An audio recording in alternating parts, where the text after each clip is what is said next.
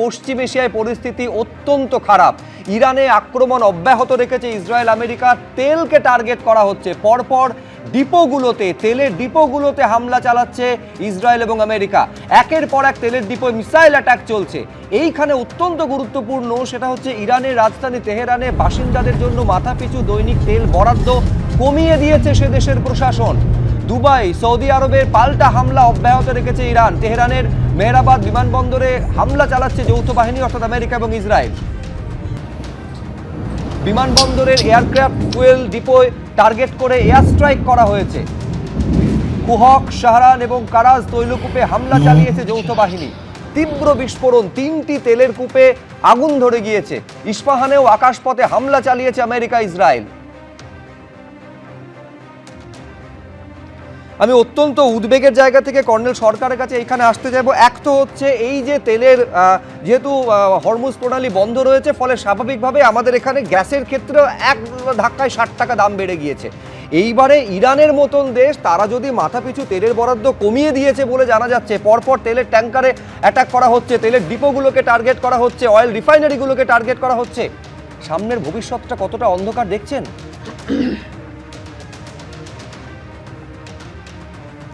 দেখুন, পরিস্থিতি যে দিকে যাচ্ছে সেদিক থেকে দেখে মনে হচ্ছে ইরান কিন্তু আরও 6 মাস এটাকে টানবে, যতক্ষণ না ইউএসএ ডিসাইড করছে গ্রাউন্ড ইনভেশন।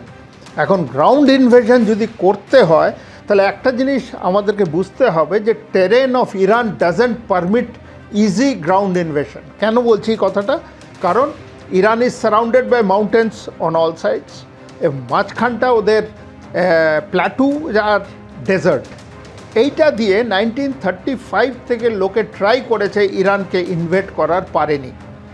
ইউএসএ 10 বার চিন্তা করবে এই ইনভেশনটা করবে কি না, এবং ইউএসএর এই লড়াইটা শেষ করার একটাই রাস্তা, regime change. Regime change ground invasion ছাড়া বা বুটস অন গ্রাউন্ড ছাড়া করা যাবে না। আপনি মিসাইল আর ড্রোন দিয়ে রেজিম চেঞ্জ করতে পারবেন না।